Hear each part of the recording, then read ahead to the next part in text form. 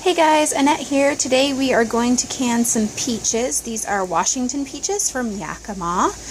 I got a box of them from a local produce stand.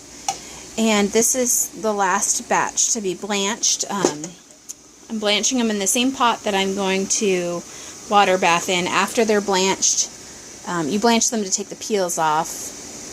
I'll take the peels off of these ones. I'll rinse the pot out, fill it with new water, and get it back to boiling again.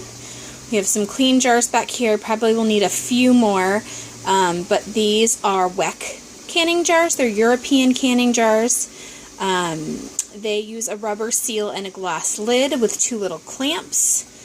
The clamps are right here, waiting, and then the lids are right here with the rubber rings. They're all washed and ready to go. And I'll show you that says, if you can see it, it says WEC there. I believe they're from Germany, but I'm not 100% sure. I was able to find them at a local discount store by me, but they are quite expensive usually, but they're very beautiful. And so I thought some peaches would look really nice in those. These are the peaches that I've already canned and taken out of the canner earlier. And here are some slices ready to go into the jars that have been blanched, peeled, and sliced. When I picked these up, they said that they were clingstone, but they came off the pit really easily. So I believe that these actually ended up being freestone, which is really nice because for canning, you really want to get freestone peaches so that they come right off the pit. If you get clingstone, you're going to have to cut them around the pit because the pit won't just pop out. So I'm going to get these in the water here. It's boiling away. It's a little discolored because I blanched the last batch in there. Sorry about that noise. And all you do is put them in here, and then I will be fishing them out in just about a minute into a sink of cold water. And then the peels slip off pretty easily. These peaches are a little overripe for canning. They will still taste great. They will just be a little soft. There were a few that had some bad spots that had to be cut, like this one. But the other half was fine, so I'm going to go ahead and blanch that side, and the pit will come out, and the peel will come off, and we'll get them canned up. So there they are in there. They're going to hang out in there for about a minute, and then I'm going to take them out and put them in a sink of cold water. And when I go to do that, I'll bring you guys back. Okay, so there is our sink full of blanched peaches. You can already see the skins are peeling away there. Unfortunately, I don't have a tripod, so I won't be able to show you guys how I kind of slip the skins off. You can just kind of see how it peels off very easily there. So you just get all that skin off, and then you slice it in half, and you pull the one half away from the pit, and then you just slice those into slices, which I have right here. These are the ones that have been blanched and sliced already. Those are ready to go into these jars. I'm going to get those ones in the sink ready. And I raw pack mine, especially when they're this ripe, because I don't want to cook them any more than they have to. Raw pack quarts need 30 minutes in the water bath canner. So I'm going to go ahead and slice those up. And once I'm ready to fill the jars, I'll bring you guys back and show you filling the jars and also putting the simple syrup in. Alright, so here's the peaches and the other bowl. That's the ones that were just in the sink, so they're all ready to go. The WEC jars I'm just going to put in probably without the funnel. The mouth is so wide I don't think it needs it. And then for the two narrow mouth jars I have the funnel here, but you're just going to use really clean washed hands and just gently put your fruit in here. You're going to want it packed pretty well if you're raw packing, because if you can see over here, those peaches float when they're raw packed. So you want to make sure you have a good snug amount in the jars here. And these are going to be filled to about 1 inch headspace. If you overfill them, you can have some siphoning issues where the syrup will come out of the jar if they're too full. Also, after you process these for the 30 minutes, you're going to want to let it sit in the canner off the burner for about 5 minutes, just so they have a chance to settle down a little bit, and then that way you won't get as much siphoning that way either. Sorry about the kitties in the background. They just feel the need to meow about everything. I think they're just hot, but such is life. It's summer, so I guess they'll just have to deal. This is almost to where I want it. You can see it there. A few more pieces in here. And I think that one is about good. Maybe one more slice right there. I think that's about good for the weck jar, and I'll go ahead and fill up the regular ball quart jar. And if you do your peaches in slices, regular mouth is fine. They will just slip right out when you go to pour them out of the jar. No big deal. If you do halves, you may want to do wide mouth jars just to make it a little easier. But with slices, they come out of the regular mouth jars just fine. And I always have an odd assortment of jars because depending on what gets washed, because something got eaten, or what I get from the thrift store is what jars I have on hand. My Goodwill sells their jars for 20 cents, so pretty much anytime they have jars, I stock up. I'm pretty good on quarts right now, so I did pass by some quarts the other day because I figured somebody else could probably use them more than I could. But 20 cents for a used jar is really great, and surprisingly it's the cheapest in my area. Some of our little local thrift stores sell them for much more than that now, about 50 cents a jar, which is still, you know, cheaper than new, even if you add the price of the lids on if you have the rings already. But the only time I usually pay that price is if I find old ones or a style that I really like that I don't have many of, or sometimes if I need a few jelly jars or something like that. I think they're 40 cents for jelly jars at my Christian school's thrift store, and so I'll pay that there because it's going to the Christian school. So there is a pretty well-packed regular quart jar.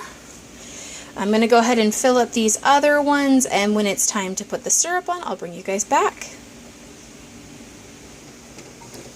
Okay guys, all the jars are filled with peaches. The 5 jars were actually perfect, which is great. There's a little bit of peach like juice from the slices that I'm going to pour into the jars. Just a little bit in each one. Because, you know, why not add back in the peach flavor? And I should put the funnel in that so I don't make a big mess. Bringing the syrup from the last batch back to a boil to put in these jars. You want to add boiling syrup so that the jars will be nice and hot when going in the canner so that they do not crack. The syrup that I use is 2 cups of sugar. I used organic sugar to 8 cups of water. I like a pretty light syrup in my fruit. Because I want the natural sweetness of the fruit to shine through, and I don't want to add a bunch of sugar into my fruit. That makes it, I think, a lot less healthy to add a bunch of sugar in, so I never use a heavy syrup with my fruit. The only fruit that I can in slices or in halves is pears and peaches, though. That's what pretty readily grows around me in my area, and oh, I do pineapple. Actually, when it's on sale, I will home can my own pineapple if it goes on sale. The flavor just can't be beat of home canned pineapple. It's delicious, and actually quite a bit cheaper if you can get a pineapple on sale. So I will be bringing the syrup over shortly, and we will be filling these jars. Alright, so here is the very hot syrup. I do add just a couple tablespoons of lemon juice in. I think that it helps. So sorry about the cats. I think it really helps the color of the peaches and the flavor too. So just a couple, so it's just sugar, water, and a couple tablespoons of lemon juice. And I'm doing this with the wrong hand for me, so bear with me. So you're just going to fill it up to the 1 inch approximately headspace line, and then you're going to debubble as well. It looks like about 1 inch there on that weck jar. I'll put the rest in this one.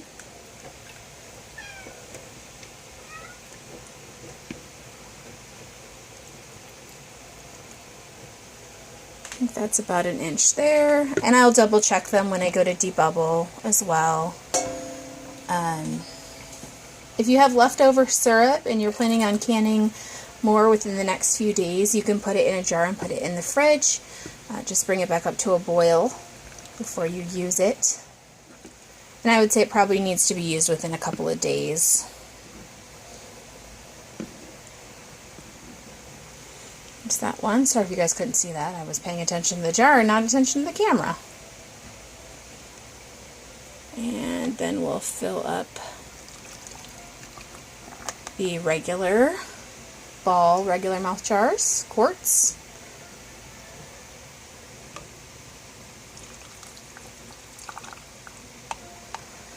And I do know that some people prefer to can 1 jar at a time, taking one out, putting it in the canner, then doing the next one. I just have never done it that way. Especially with the recommendation now that the jars don't even have to be sterilized. You're processing this for a long enough time. This is going to go in for 30 minutes, that everything is going to get sterilized. I make sure that everything's really hot, really clean, but especially if you're raw packing, you're putting cold fruit that has not been sterilized, it's not sterile fruit, into a jar. So to worry so much about, you know, it's staying that hot and going right into the canner and doing what, I feel like the first jar of fruit is going to get overcooked. So I like to do it this way. If you prefer to do it the other way, that's great. It's one of those things, you know, with canning, that there are a few things that can be a personal preference. I just prefer to do it this way. I've never had a problem. I've never had anything go bad. I've rarely had a lid failure. And when I did, it was actually usually with a Tatler, especially when I was first getting the hang of them. Now the Tatler lids have the Easy Seal, which is pretty nice because you don't have to do them any different than a 2-piece lid, which is great. And these weck jars are similar in that aspect to a Tatler, except you don't use a band to hold them on. You use the 2 clips, which I will show you. I have to get a chopstick out because I don't know what happened to the last one I was using. That's what I use to debubble. I use a plastic chopstick. I think they fit in the jars really nicely, and it works really well for me. If you have that little debubbler tool, go ahead and use that. But you just go around the sides, and you'll see a few little bubbles pop up. Mine are packed pretty well, so sometimes it can be kind of hard to get around the edges, but just do the best you can. Make sure there's no air in there. Air can cause a seal failure, it can cause siphoning, and it can cause spoilage if there's a big enough air pocket that didn't sterilize in the canner. This jar I might have to add a little bit more syrup to, and after you debubble, sometimes when the bubbles come up, you will find that you need to add a little bit more syrup, and that's fine. You just make it to the 1 inch headspace.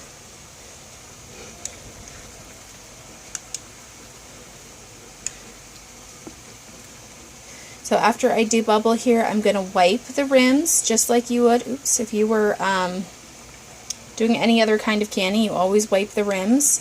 If I'm doing something like this, I usually just use water to wipe my rims. If I'm doing something greasy like meat, I'll use vinegar to wipe my rims, but for something like this, I just use just plain hot water on a clean towel.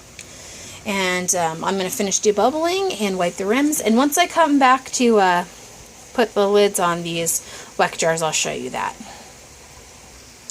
Alright guys, so my rims are all wiped down, my jars are all debubbled. I've had the lids sitting here in some hot water. I'm going to go ahead and put the regular ones on right now. The water's pretty hot. If you need the lid lifter, please use that. My fingers are pretty tough from all of the canning and cooking that I do.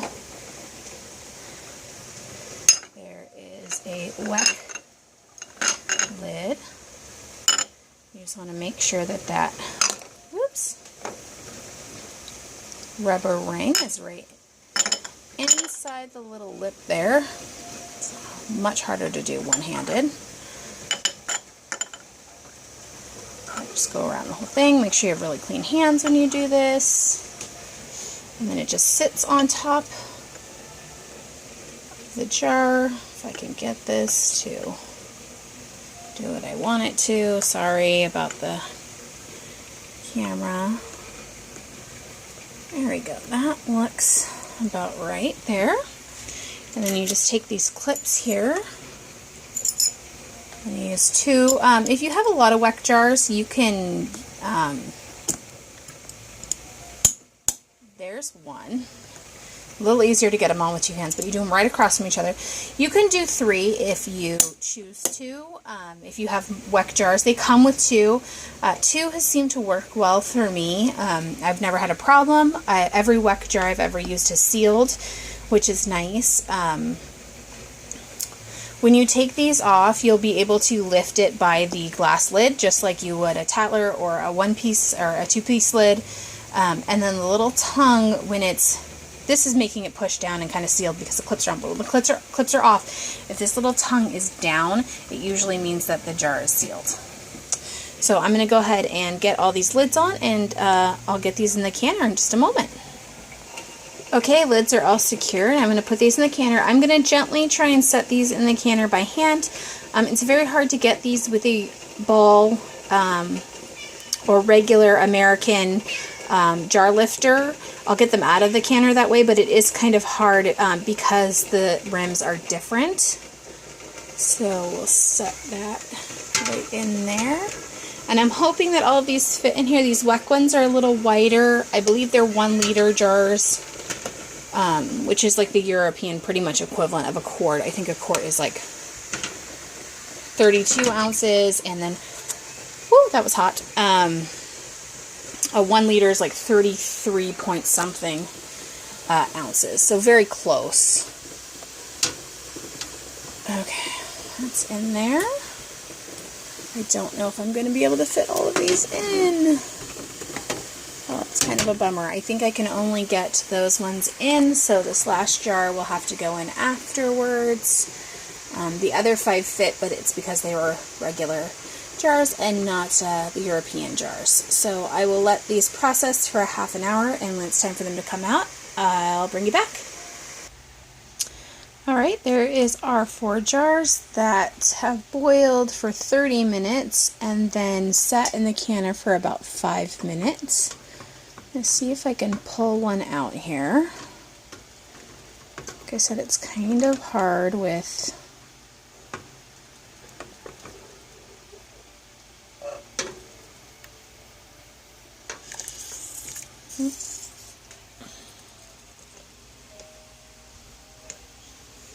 Sorry about that, guys. It's kind of hard to get those out. But there is a weck jar. You can see the peaches are floating a bit. Eventually they will sink down, but we're just going to let that cool overnight, and then tomorrow I will check the seal on that. I'm going to go ahead and get the rest of these out, and then I'll show you one last little view of them before I sign off. Alright, so there's the final shot of our canned sliced peaches in extra light syrup. like I said, those are going to sit on the counter and wait to seal. I believe that all of these ones from the previous batch are all sealed, but they will still sit here overnight. They're still pretty warm on the outside. But that one quart that was left is now in the canner. So altogether 10 quarts from a box of peaches. I believe altogether we paid $13.50 for that box of peaches, which is a really good price.